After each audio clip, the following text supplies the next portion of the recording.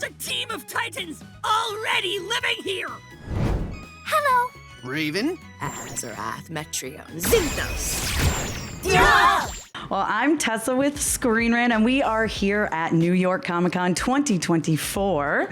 And we are with the Teen Titans cast and showrunner. So if you just want to introduce yourself and your character, or that you are the showrunner. My name is Scott Menville, and I play Robin, and I do not have baby hands! Yes, you do, bro. I'm Tara Strong. I play Raven, and you definitely have baby hands. I'm Greg Cipes, and I'm Beast Boy. Yeah. I'm Khary Payton. I play Cyborg. I'm Peter Michail. I'm the showrunner. I'm Hynden Walch, and I am the Starfire. I love it. So, And this is Wingman G, the real life Beast Boy. yeah, I love it. He's so Speaks cute. telepathically. He once climbed onto my lap during a panel at San Diego Comic-Con and fell asleep. Aww. He's so sweet. For all of you, what do you think it is about Teen Titans Go that has made it just last for so long and resonate with so many different generations? Go ahead, Scotty. I'll just say real quick, and then I'll let everybody else piggyback. The characters, I think there's at least one character that everybody can identify with. There's one that kind of connects with somebody, if not all of the characters, and they're all misfits who somehow found each other and somehow love each other, even if they don't always show it because Robin has baby hands. In the original, it began as like the Breakfast Club with superheroes, was kind of how they thought of it way in the beginning of the original show. Anybody else have anything? I think it's our rebellious spirit, really, that's so attractive. I think it's that we all really love each other in real life, and we're a family. We've been together over 20 years, and I think it was very smart for them to keep the same cast, because the people that fell in love with the OG characters got to see us in a whole different world, but it's still us, and the show's so funny, like you can't not laugh. I don't think I've seen a show sustain with more fart jokes, or things that are just Pete, I think you're so genius at like masters of the obvious jokes, like things that you don't think of that you've been thinking of but never verbalize. Yeah. And it's just like, I laugh so hard when I read the scripts. They're authentically funny. The music's great. The animation's beautiful. Wait till y'all see what happens in episode 400. It's next level. And I think they're always surprising fans and keeping it fresh, even though it's like the same people. It's always some new crazy adventure. Yeah, Superman did us in, though, in the 400. That's true. It did us dirty. Well, think back to day one. Did you guys think this was going to be the longest running DC animated series? Greg probably did. I see all things. Here's the thing. He's not lying. It was funny. Scott and I tell the story all the time. We were working on a different project, and each of us was working with Greg. And so we would fly to San Francisco to do this project, and Greg would just obsess about the old show and how Teen Titans needs to come back. And he did the same thing. Should we act it out? Yeah. Okay. Am I gonna be Greg, or are you gonna be Greg? No, you be Greg. What's up, Khary? Khary, the world needs more Teen Titans. It's coming back. Do you agree? Yeah, I agree. You agree? I agree. All right, Scotty and I agree too. Teen Titans is coming back. Okay. All right, we're gonna manifest it. Exactly. So we can all thank Greg Cipes for the reason of all of us being here, right? No. He did literally made a spit in the hand and handshake contract with both of us and was like, "Are you agreed?" And I was like, "Yes, I'm agreed." And so every couple of months he'd be like, "Khary, have you heard anything? Are we coming back?" And I was like, "No, I haven't heard. What are you talking about?" I was at WonderCon the year before we started back. Sam Register walks up to me, who's vice president of Warner Brothers Animation at the time. President. At the time, vice president at the time. And he said, we're bringing Titans back. And I swear to you, within seconds, hey, Khary, what's going on? You heard anything about Titans?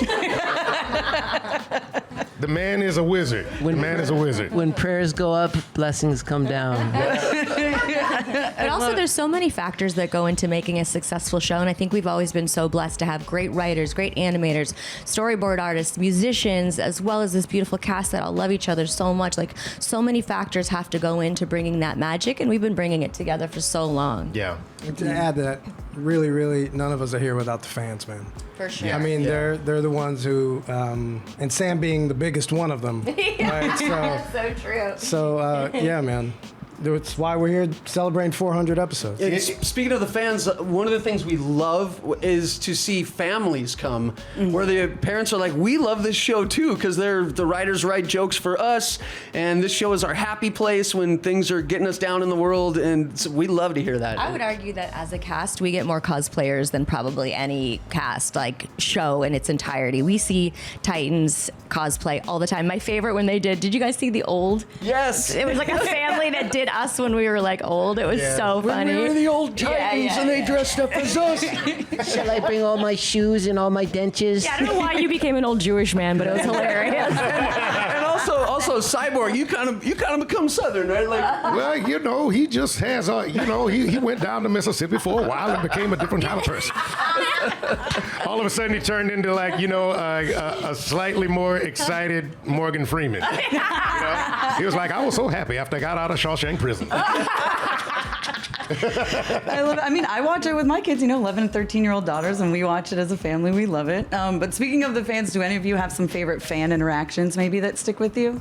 You know what? The coolest ones are there are some families that have come over the years to see us that'll have a child with autism and there have been a couple that literally listen to our show. It's the only thing that calms them down.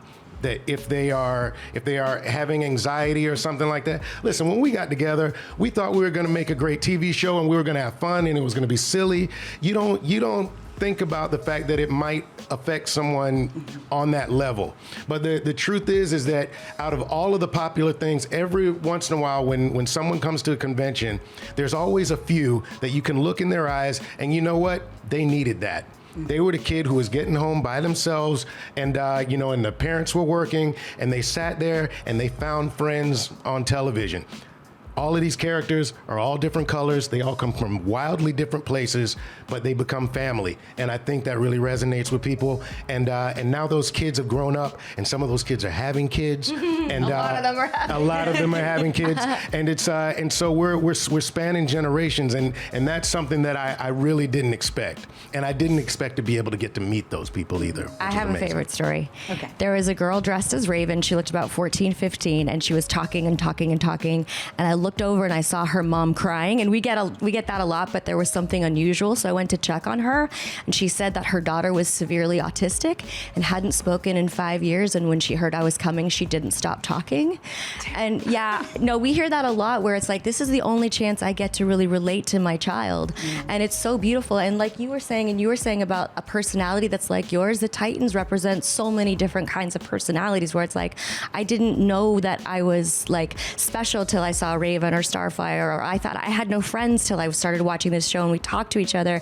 And the other thing that Khary was saying, when you're doing a show on stage, you get instant feedback. But when we're doing a cartoon, we don't really know how the fans are going to interact. So when we come and we meet the fans and they say how much what we did means to them, it really warms our hearts. I love it. You're making me tear up. That's so sweet. Let's talk about the stop motion, because that is so cool. So I want to know, where did the stop motion idea come from? I mean, just when you think these guys can't blow our minds anymore, Pete and the team continue to blow our minds.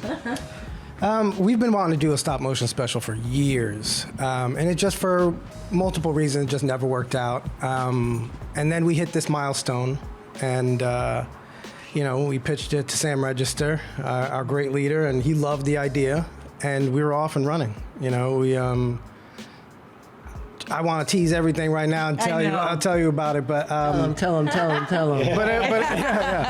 To watch November 30th when this thing all there you comes go, down. exactly. Yeah. It's an epic episode. And It's super It's fun. a global premiere, November 30th. Yeah. Different countries. It's all premiering our 400th episode. We worldwide, baby. Yeah. And I believe Cartoon Network is showing all the Titans episodes in order up to 400, Sounds which like is a pretty good time. crazy. Yeah. It's for you guys, what was it like seeing your characters in stop motion? I mean, we grew up watching stop motion, so it's another bucket list. I mean, we got animated as ourselves into the 200th. That was bucket list. Being stop motion characters is bucket list. It's like, so thank you. Also, so well done. Stupid Buddy does such a good job. It was so much fun. I'm still stuck in stop motion. And you know, like a lot of Titans episodes, there's a killer musical number in it, and there's some battle action, and there might be some toilet humor in there too. So, yeah. And we all look really, really cute. Yeah, And stop motion. Adorable, actually. Now, you guys have been voicing these characters for a while, obviously. Do you think you would get along with them in real life if you met your character, if you came face to face? Sadly, I've learned how much I am like Robin. Obsessing over stupid little things sometimes. Why is this traffic not moving? No, he is like Robin, but more like the old school Robin, because he holds this crew down. He's the heart of our show. Also, Scott. Not baby hands. Not baby hands. Yes. But literally, he works so hard. It's so much of the exposition and just the driving nature of the show is from Scott's energy. You know, I remember in the Night Begins to Shine episode, he also played the hawk that sang outside, and to watch him literally sing as he's flapping his wings, you know, he was just like and just giving it his all, and I'm like, this is amazing. This should be the show. What I'm watching right here. You're very kind. I'm nothing without my team, but also, to be clear, I come in for 4 hours and record my session and I'm gone. Pete and the crew are living this show many hours a day, day after day after day after day, grinding it out. And so somehow they still have the intestinal fortitude to keep soldiering on 400 episodes in, which is amazing. Yeah. I just like to throw out a little water for the animators who weren't able to be here today, the ones who just didn't make it, because I mean they just worked them to death. They just didn't make it. You know. Pete, which character do you think you would get along with most? Starfire. Starfire is the heart of the team. She really is, man. I mean, We could go flying together. exactly. I love it. Well, before we wrap, Tara, I have to ask you. I have a Miss Minutes tattoo. I do.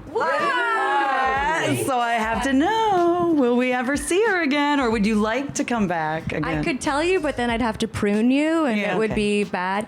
I hope she comes back. She's such a fun character. When I first auditioned, I didn't even know what the show was because it's so top secret. And then when I was on the Zoom, it was over COVID, and I was like, they're like, it's Loki. I was like, oh my gosh. And then again, like we talk about the fans, having this character that initially is giving exposition, but also with a very sweet voice that you could die if you don't do what I say, to have her blow up with the fans so much has been so rewarding. So it's Now great. Teen Titans Go, she's gonna be Miss Seconds. That would be actually, that would be great. That would be pretty fun to have a crossover actually one day.